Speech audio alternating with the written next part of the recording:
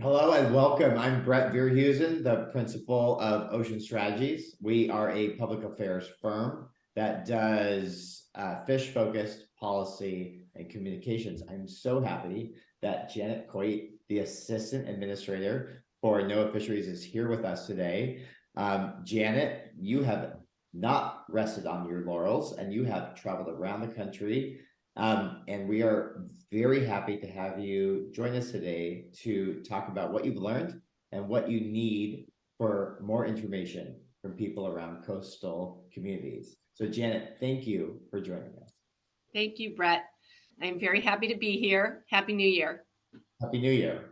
Tell me, what is your favorite fish to cook and why? Well, I am all about eating local, and I have to say Rhode Island calamari. I'm from Rhode Island, and squid is huge there. So we prepare it every which way, including the classic Point Judith calamari. So I would say Rhode Island squid. However, I love salmon. And this morning when I was eating my lox, I saw an article about how good salmon is for your heart and your brain. And I just thought, I am so glad that I love seafood. Same. I totally get it. And Rhode Island calamari. Yep, that checks out. Very good. Very good. And Brett, when I recently in December, I had the entire NOAA fisheries leadership in Rhode Island. So that was super fun for me because we went to our major fishing port and, they got a chance to see the processing facilities and the infrastructure from my home state. So as I traveled all around looking, to learn about every place else, it was fun to sort of show off what we have in New England. I agree. So I am going to switch gears. I'm going to go right into like a difficult question, maybe. Tell me about the recent Biden administration executive order by closing the loophole on Russian caught seafood is important to domestic seafood market. Sure. Well, let me start with simply saying that NOAA works with all the federal agencies all the time, to support a bigger effort to promote commerce and seafood. So we worked with other agencies within the administration on the executive order that you're mentioning. So specifically, that is a recent executive order from the President of the United States, and it responds to what I heard as I've gone around and met with industry leaders and what the White House heard about from our seafood industry. And that was basically that despite a ban on Russian seafood imports, Russian seafood's flowing into the U.S. Because it's been, what's the term, substantially transformed into other products outside of the Russian Federation. So seafood goes to China, say it is processed. It was something that people raised immediately after the ban was put into place.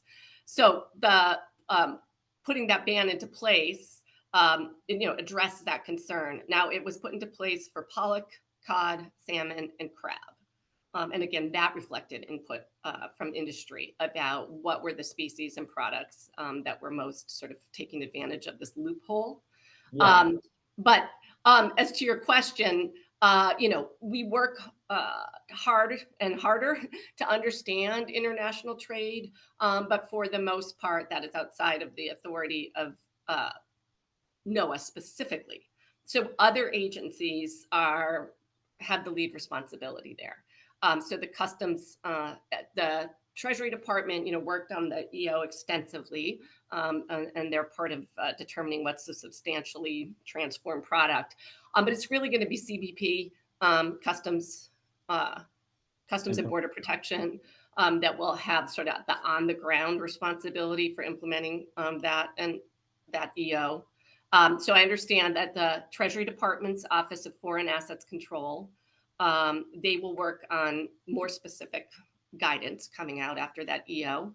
And then CBP will be kind of implementing it, at our ports. And we'll continue. We've been providing advice, expert input, and we'll be continuing to work with them on that EO. I can't really speak to the exact timelines of the guidance and all from the other agencies, except to say, we'll work closely with them on that. And we were really pleased to see that loophole, closed or shrunk. There's never Right. one thing, but it's been very concerning to hear about low prices and then that ripple effect that is having Yeah. across our industry, and that's something we heard loud and clear when we were in Seattle. Well, yeah, like you can be a seasonal fisherman or a career fisherman, but you are used to the ups and downs. Like you are used to fluctuations in how much fish are caught and market prices. And in 2023, like it was a difficult year, and in 2024, it'll be a very difficult year.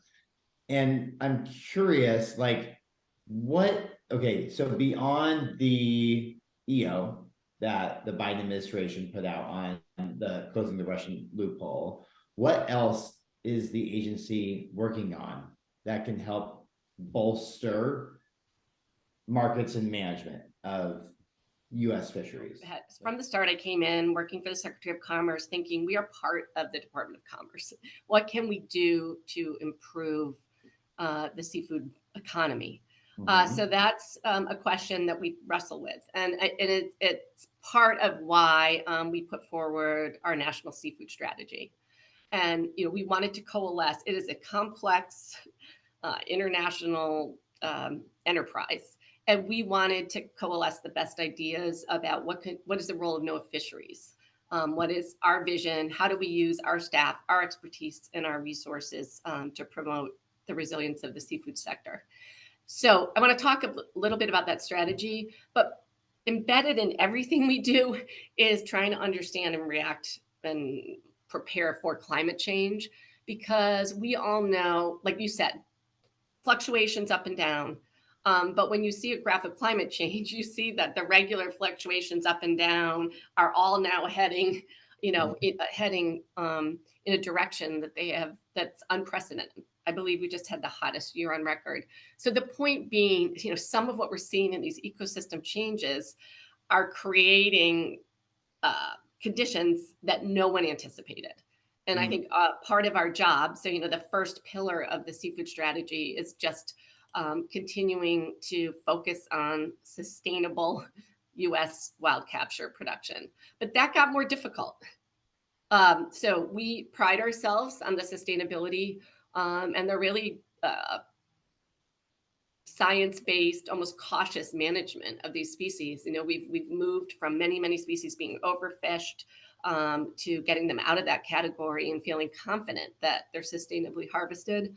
But part of what we need to do just to continue to ensure sustainable fisheries is make sure that we are investing in science and working with the regional councils and other stakeholders to understand what's going on in the ecosystems. And I can't stress that enough, because it is something that has changed. And when you look at these fluctuations and that you're talking about,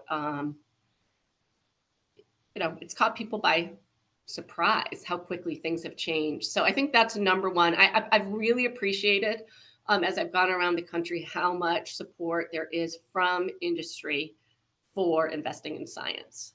And so that's so we have a seafood strategy. We met with scores, hundreds of people to put that together, trying to reflect the input from people, but also again with an overlay of what can we uniquely do at NOAA Fisheries.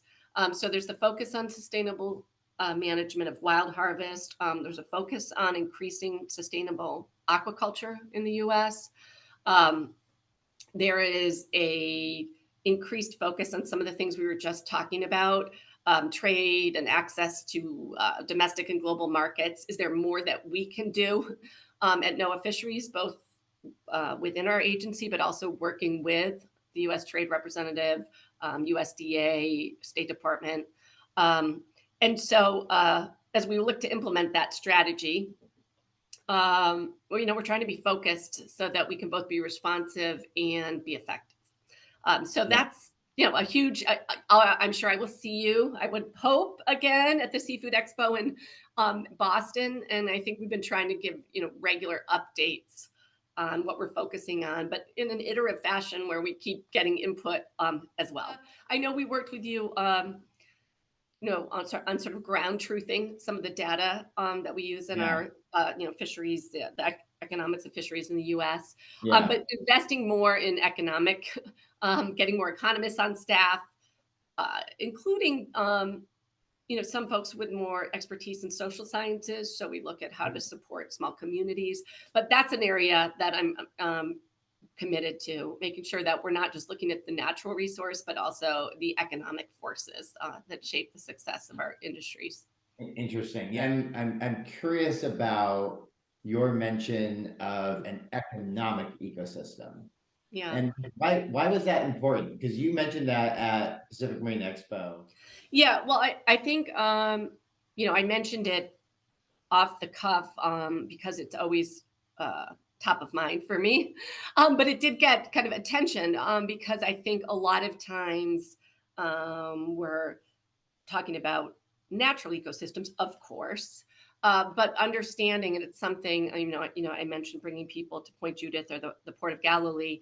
It's something that was very, the work we do is in partnership with states, in partnership with industry, with tribes, with the councils, very big regional differences across our great nation. So I think it's always on my mind that you could manage a resource perfectly and still see people going out of business if you're not also thinking about the economic side, and that any X vessel number is very much undercounting the value of that dollar, because there's so many other, we saw that in Seattle when we were looking at all the work going on those large vessels, how many other families and businesses are needed or count on the fishing sector. And so, I often think about it as an economic ecosystem, and that we need to be thinking ecosystems are more resilient when they're more diverse. So we need to be thinking about how the decisions we're making, and even the science we're pursuing is supporting, small businesses, large businesses, tribal subsistence fisheries, recreational fisheries, and that absolutely requires looking at the economic factors. We've talked about currently, like what the Biden administration has put out with the executive order and closing the loophole. But I want to work our way back a little. Okay. NOAA put out an equity and environmental justice strategy. Then you're implementing that strategy, which is part of the Biden administration mandate for all federal agencies. And most recently, the agency requested input on updating guidelines on fisheries management under Magnuson. So I'm curious if you can give us any update on where that process is. As you mentioned, so the Magnuson-Stevens Act, the governing statute for fisheries management, has 10 national standards. And those are factors that must be considered by the councils and by NOAA as we make management decisions. So they're set forth in the statute, but we issue guidelines that further, provide parameters or ways of interpreting them. So they're important. And as we state, and as you know, a lot of people talk to me about them when I did travel the country, or my first trip to Alaska, and so we asked for feedback, and specifically three of them. I don't want to get too in the weeds, so you can stop me. But national standards 4, 8, and 9, Yep. and they're basically on fisheries allocation, coastal communities, and bycatch. Yep. So we put when we set it forth and said, give us feedback, should we update these? We said in that short preamble to that a lot has changed since these national standards were put into effect, and we specifically highlighted ecosystem changes from climate change, and as you mentioned, increased awareness of equity and environmental justice issues. So we asked for feedback more broadly, but asked also for people to specifically address those issues. So one thing, as you can imagine, so important to have transparency, so important to get input. When you ask for input, you get a wide spectrum of points of view and often conflicting input. Don't do anything, do a lot. So we are looking. And that's no surprise to anybody. So we've been reading and analyzing these hundreds of comments and looking at, and I've kind of said this all along, Brett, and people have expectations and all over the board, but about whether we do anything, whether we tackle all three, whether we tackle updating them sequentially. And so those are the types of things that we're considering right now. And obviously have to go back out to the public with a specific proposal. So I can't give you a specific guideline except to say, I've got several meetings on my calendar this month and did last month to further thoughtfully take a look at those. But I want to say two other things about that. One, try to even through that process to just raise awareness with people that these are things that we feel need to be addressed differently. And that they're, from the very start, this administration, the president's first executive orders were about tackling the climate crisis, about equity and supporting underserved communities. And so the work that we're doing along those lines is happening, above and beyond the work on the national standards, and is something that we are focused on and excited about, and again, touches down differently in different regions. And it's not we have a strategy and I think it's really important to have a strategy and declare your intentions. But from our investments under the Inflation Reduction Act to talking with governors about council appointments, it's really infusing decisions and programs, just across the board at fisheries. So it sounds like, Janet, more is to come. More is to come, and we'll publish. Hopeful that we'll be publishing, publishing a proposal and then going around and getting lots of input on it later this year. And you will be? Are you going to be at Boston?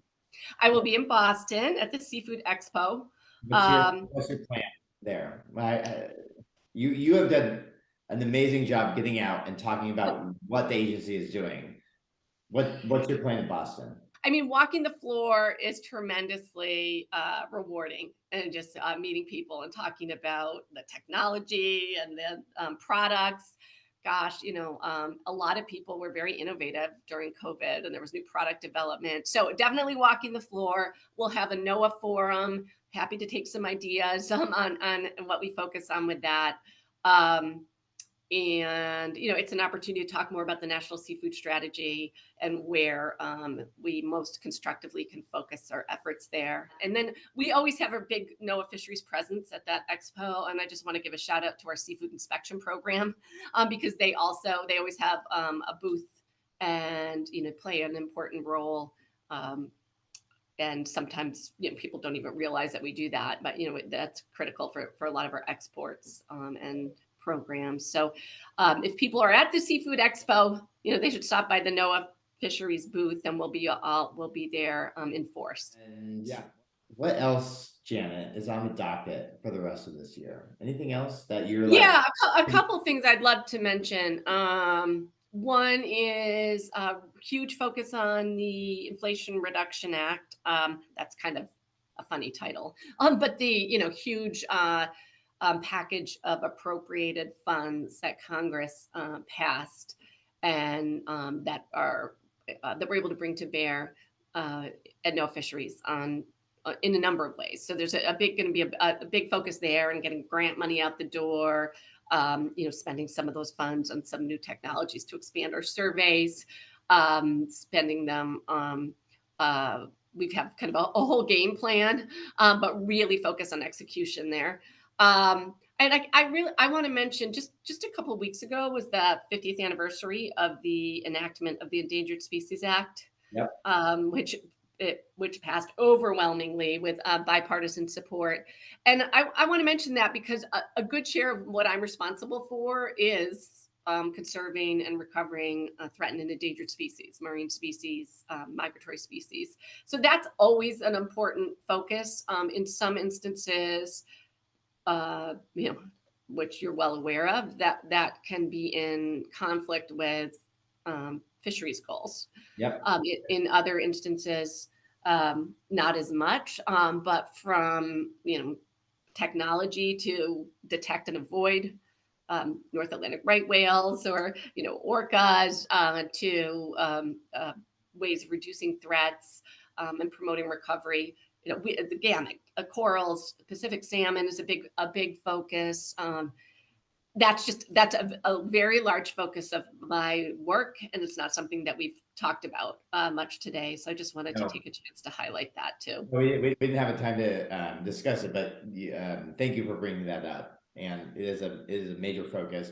Um, and is there anything else as we just close this fun conversation today that is such a new year? That okay, so we talked also about marine mammals and NOAA's role in managing those species. We talked about national standards, uh, national seafood strategy. Is there anything else that I think the only other thing, I think we hit on this a number of times, but I just want to highlight that everything we do is uh, not something we're doing alone, and that the partnerships are so important for yeah, all sorts of reasons. And that when I talk about climate ready fisheries, what does that mean, or managing fisheries or our governance in the face of climate change? I know that we're doing that with the science and statistical committees, with the councils, with the state agencies.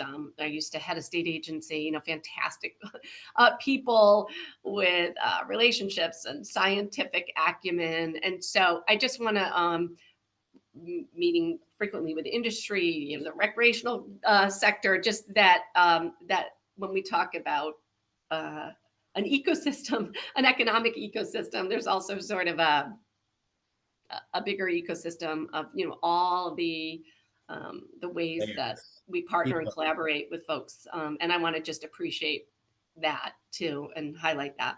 And Brett, let's end where we started, saying let's go out and eat some great seafood. I'm actually going to an oyster bar tonight, so I promise to eat some Chesapeake Bay oysters. And I think one of the fun parts of the job is that we get to promote this delicious, nutritious seafood and enjoy it. And let's not forget that as well. It is the best part of the job. Thank you so much for joining us. Thank you, Brett. Great talking with you, and I will see you at Cena. We will.